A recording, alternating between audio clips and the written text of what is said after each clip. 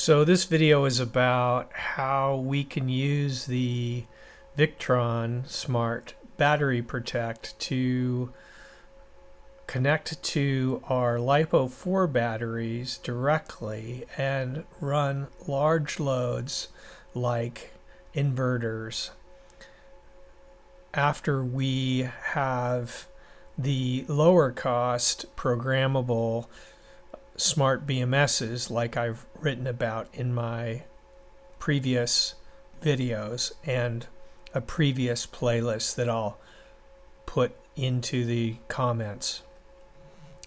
So we need to run, let's say, a 2000 watt inverter, and we have a 100 amp BMS, smart BMS, that we purchased maybe for $60 or $80.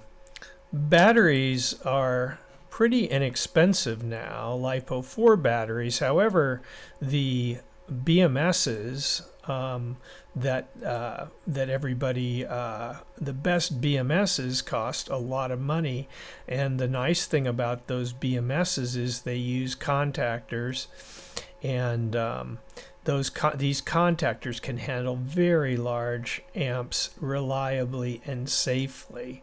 But we unfortunately don't have a budget for that, so we're having to buy the lower cost BMSs.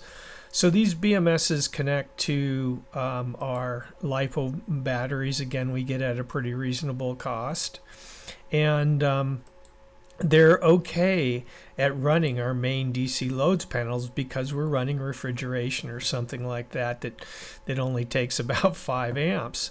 But sometimes we want to run a inverter that takes, a lot of amperage.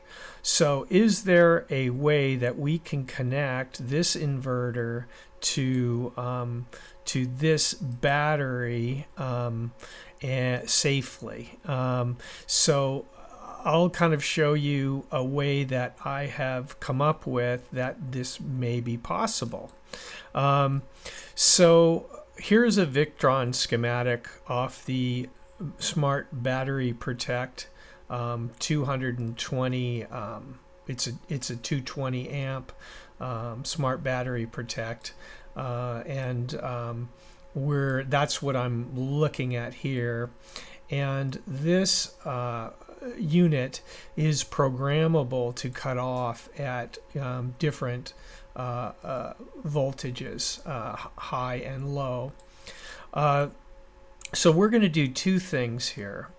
We are going to, as I said, connect a Class T fuse with directly from the battery to the Victron Smart Battery Protect input, and then we are going to connect the negative to our inverter, to our inverter here, directly to the battery, like I've shown right here.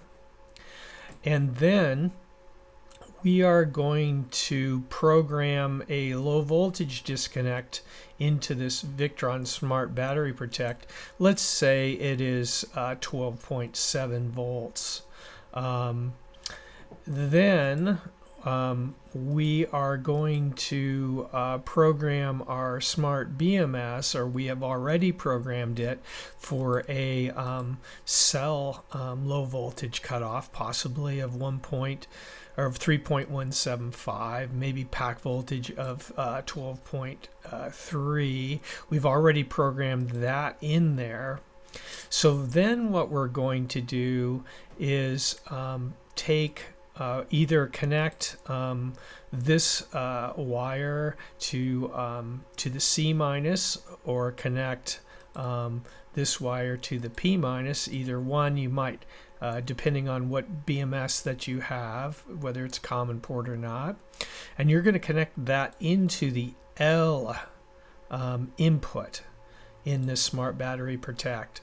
So when our BMS gets to a trouble state, it's going to assess basically the health of all these cells in your pack. I'm running a LIFEPO4 Calib 180 4S pack.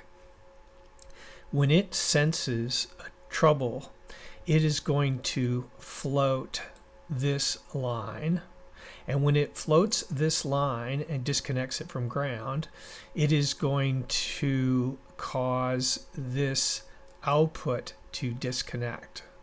So that is the system, how you can connect one of these inverters, these high wattage inverters, to your existing setup and connect it directly to the battery, and it should work for you. I do have a BMS, one of these BMSs I got from GOGOGO. I do think it's a good idea not to charge your batteries up to like 14.4. Better to float them at 13.8 per an article that I'll leave you with Marine How To.